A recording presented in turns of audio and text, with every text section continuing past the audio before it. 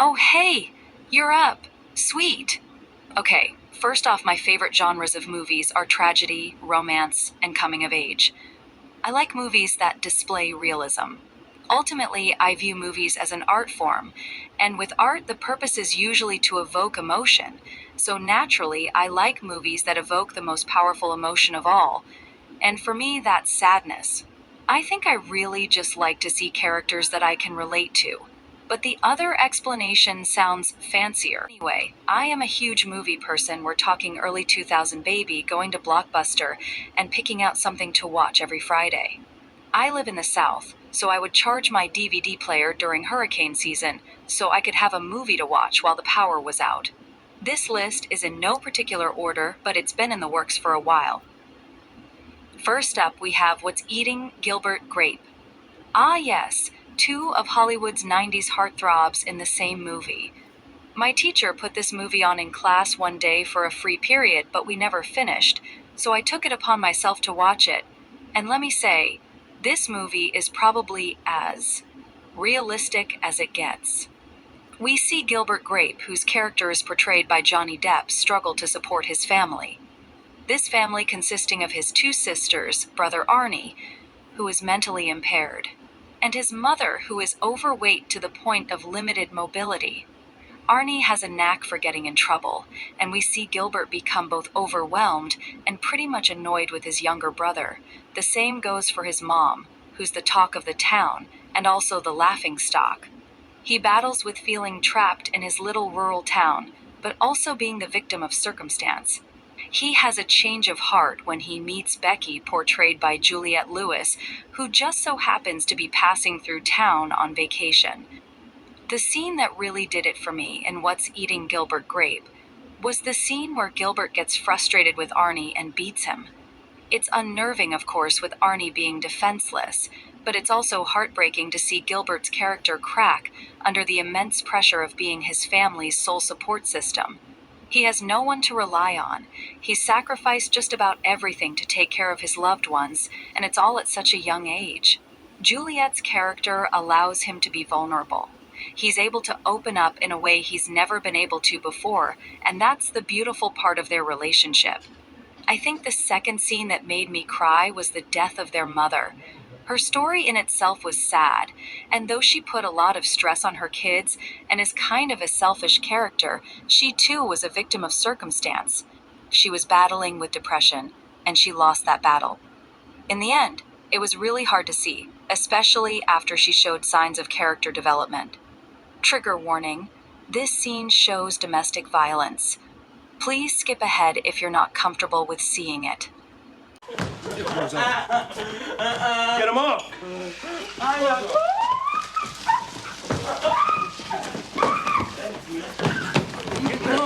Gilbert, no! I don't want to know! Come on. Gilbert, no! Don't move. Gilbert, stop!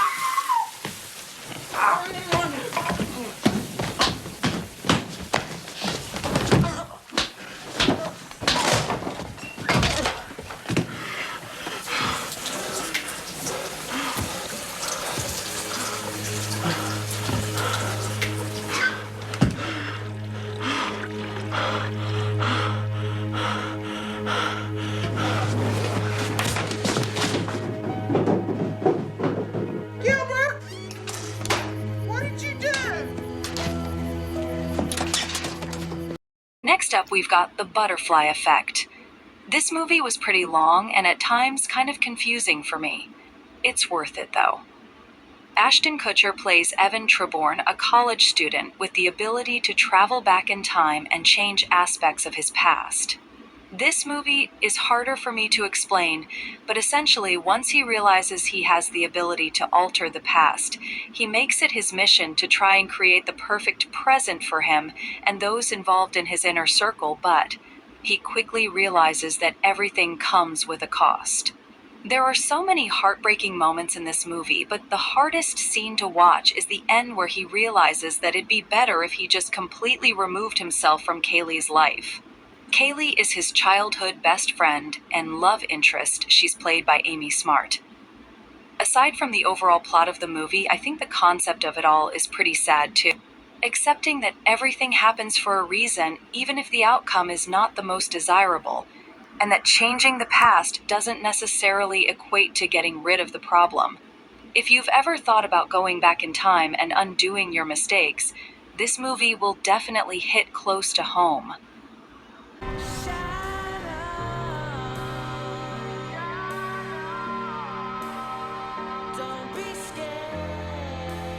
I'm just running a little late. Yeah, I had to finish up with the patients. We'll get the soup or something. All right. Love you, Mom. Bye-bye.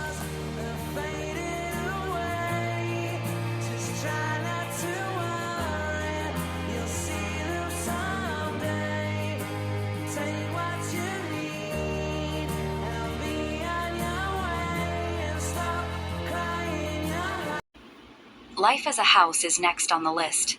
I watched this movie for the plot, and I proceeded to stay for the actual plot.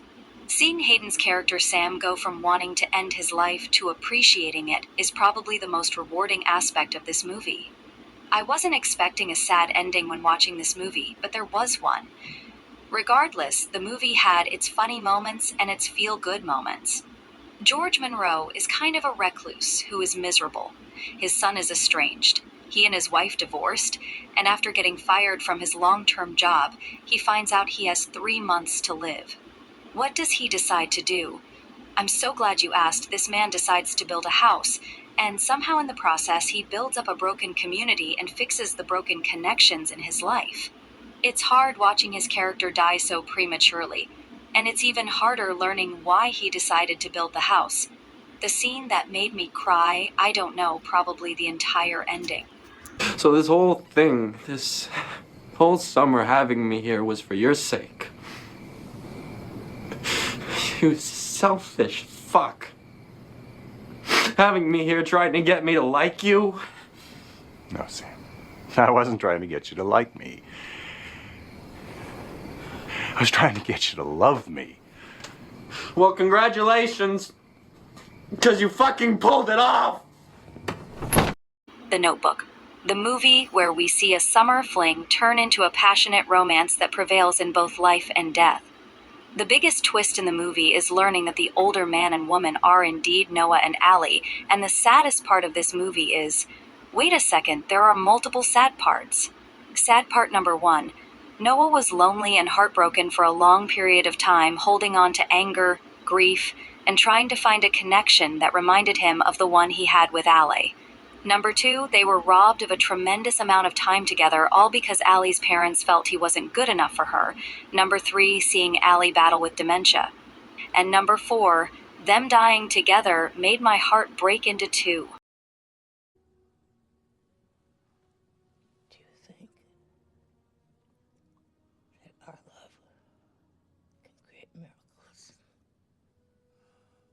Yes, I do. That's what brings you back to me each time.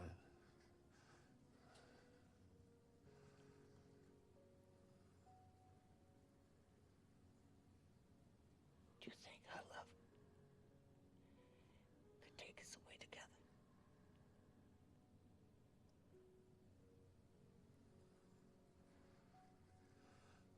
I think our love can do anything we want it to.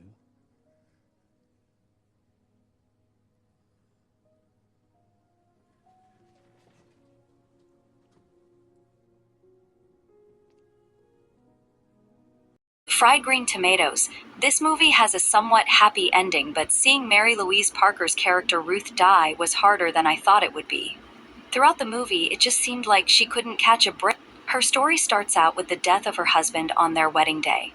She later finds herself in an abusive relationship during her second marriage. And then her son gets hit by a train. This movie skips around from the present to the past. It's Ruth and Ygé's story told from the perspective of Ninny, a relative of Ygé. She tells Evelyn their story, and it inspires her to take charge in her own life. Knowing that Ygé outlived Ruth by decades and still visited her grave was so bittersweet. I also bawled my eyes out when I thought Ninny died, and honestly, her visiting her hometown and seeing it in a state of abandonment was sad, especially knowing that it was such a tight-knit community and was once sprawling with life. Seeing Evelyn's growth and confidence was also very heartwarming, but Ruth's death was definitely the saddest part.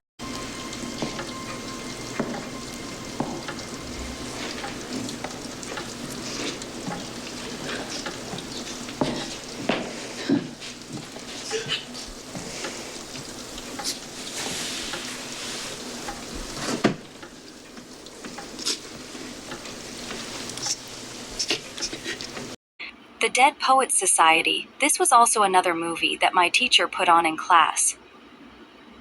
She has amazing taste. I almost miss high school because of her. Where to begin? If you're looking for a movie with amazing character development, look no further. Ethan Hawke's character Todd has a complete 180 change. We're talking about confidence go from the negatives to the positives. John Keating, whom is portrayed by Robin Williams, acts as a mentor for a group of young boys at a prestigious all-boys preparatory school. This movie is a real tearjerker. We see individuals abusing their power and oppressing creativity. Seeing these boys build a community amongst each other only for it to be torn down is really heartbreaking. But perhaps the most heartbreaking part of the movie is Neil's spirit being so broken that he takes his own life in order to escape having to live a lie. The end of the movie has 3 key parts that really set off the waterworks for me. These include Neil's death, the aftermath of his death where his parents assign the responsibility of his death onto John, and it results in him being fired. And also, the last hurrah where the students stand up for themselves, and John, before he exits the school. Neil's dead?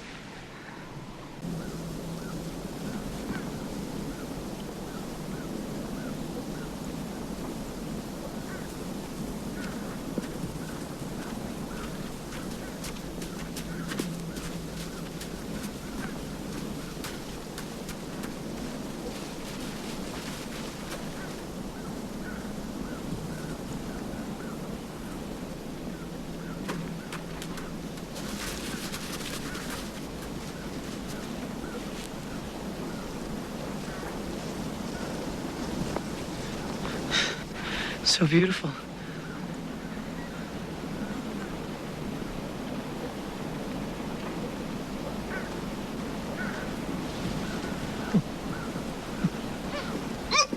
Todd! It's okay, Todd. It's all right, Todd. Todd, it's okay. It's okay, Todd. It's all right. He wouldn't have done it. Can't explain it, Todd. It was his father. No. He wasn't that. It wasn't. His dad was. His father did it. His father Can't killed explain it, Todd. Todd! Leave him be. The Lovely Bones is an extremely gut-wrenching movie.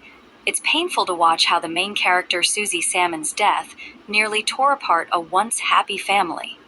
Her character is portrayed by the then very young Saoirse Ronan, and she does an amazing job. The story tackles a real-life issue, this being kidnapping, and the fact that it can happen to anyone makes it that more painful, especially since the killer was the Salmon's next-door neighbor. The movie is also unique in a sense that it allows viewers to see Susie in this purgatory-like state, where she alongside her family is grieving her death, and in order to move on, she must finally reach the acceptance stage. This movie had me crying a lot. I think the most painful part is knowing that Susie's family was never able to find her body and give her a proper burial. It's also sad to know there were multiple victims that came before her. Her killer does end up dying, but this just doesn't really provide any satisfaction because it won't bring back the lives that were lost. In this scene, her killer is disposing of her body in a sinkhole. Susie comes back for a brief second through Ruth Connors, using her as a vessel to have her first kiss.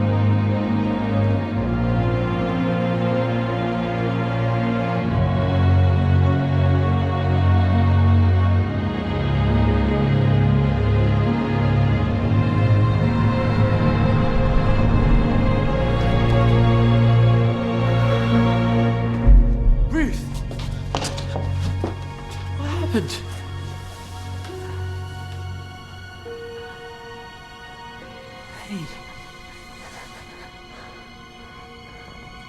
What's wrong?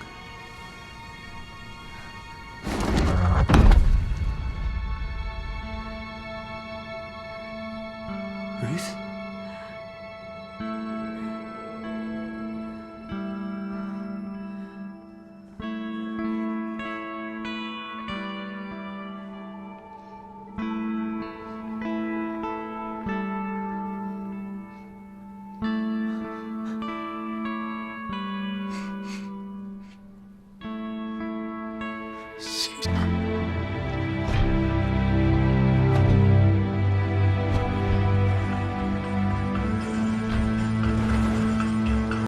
My Sister's Keeper is another gut-wrenching movie, this one being loosely based on a true story.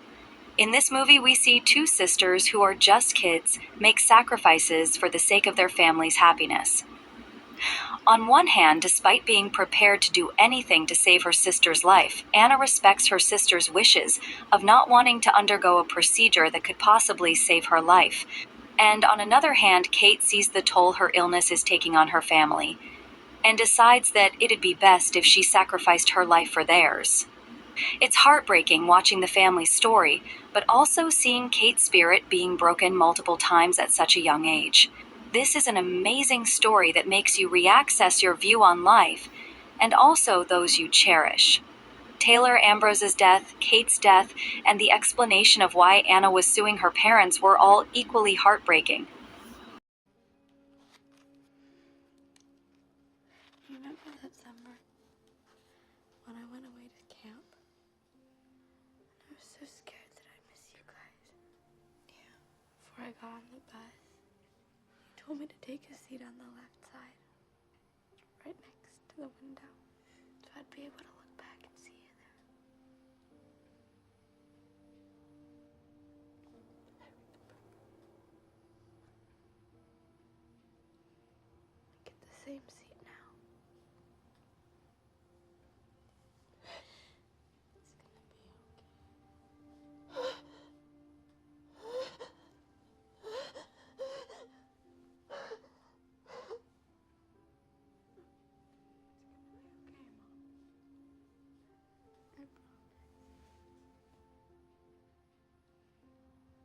Next on the list is 20th Century Girl. Listen, I thought this was a normal slice of life movie, but turns out it was another sad movie. I sobbed. In this movie, a young girl accidentally falls in love with her best friend's crush while trying to keep tabs on him for her. It's a case of mistaken identity because it turns out she was keeping tabs on the wrong guy. For the most part, it's a fun, quirky movie until the end hits you like a train. They admit their feelings right before the love interest Pung Woon-hoo, portrayed by Baeon Woo-seok, leaves the country. Despite this, the two agree to keep in touch. But when Pung Woon-hoo stops contacting her until like a decade later, Na Bo-ra, portrayed by Kim Yoo-jung, revisits the whirlwind of emotions their relationship brought, including love and anger. She finds out that it wasn't really him who contacted her, but his younger brother, and that he died, which is why he stopped reaching out. She then has to deal with the fact that she wrongfully resented the love of her life. The train scene was heartbreaking, but the ending was even more heartbreaking.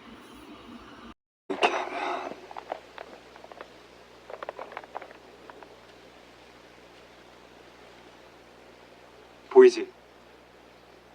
이제 21세기 새해야. 너 이거 보여주려고 새벽 4시에 일어났다. 한국은 지금 새벽 2시니까 아마는 자고 있겠지? 조금만 기다려. 곧 만나러 갈게.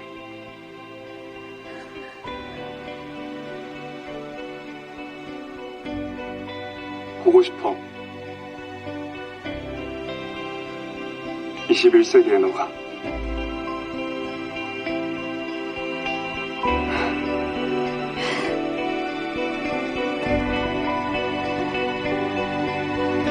Everything, everywhere, all at once.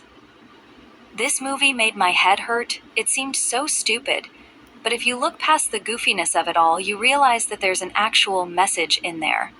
And honestly, I don't know where to begin in explaining the plot of this movie, but I know one thing: That rock scene tore me apart. Hearing Joy say that she really just wanted to end all of her suffering, and that she intended to go into the everything bagel hurt to hear. It's been a while since I've watched this movie, and as I mentioned, I was thoroughly confused by it, but I remember relating to Joy's character on a personal level. The Everything Everywhere All at Once title sort of felt like a nod to anxiety for me. Because for me, anxiety is knowing every single outcome of a situation, good or bad, and stressing over which possibility will come true. Being overwhelmed by a ton of thoughts and all the sad things happening in life. I know the film has a different message, but I feel as though it can be interpreted in so many different ways.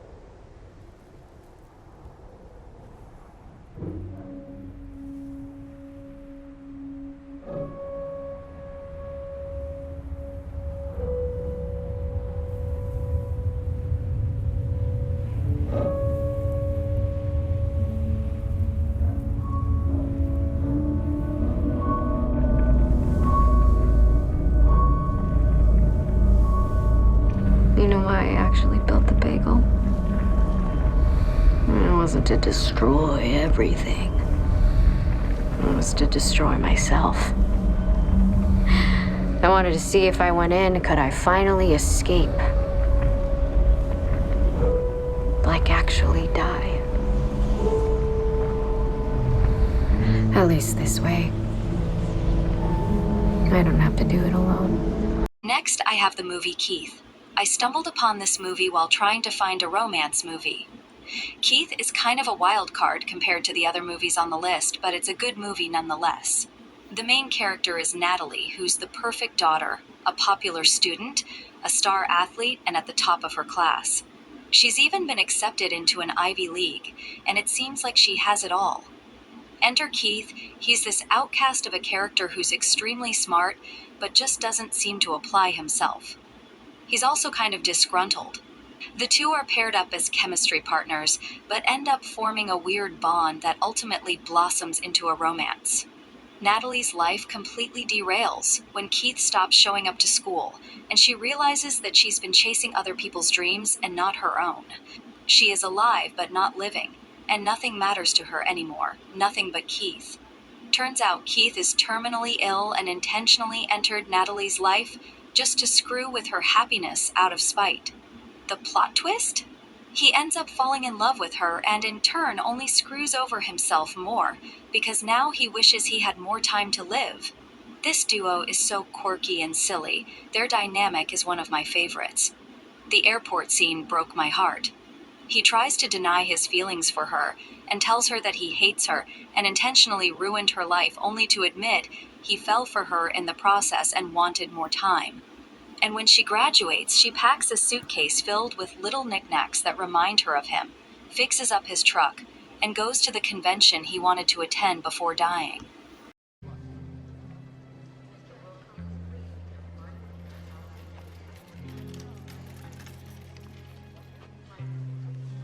I had it all figured out, so I cut out early. Who cares? It's probably a good thing. Life sucks anyway. Then I met you, and it got weird. And you were so amazing. And I... What? What?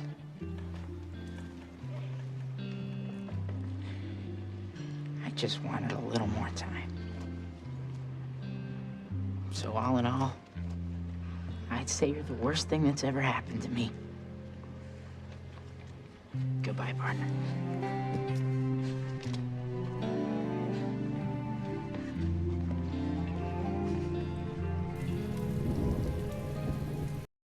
Oh hey, you're still here? My eyes are just watery because I'm tired. Listen, I have one last movie that deserves an honorable mention. If you're okay with watching an older movie, this one's a classic.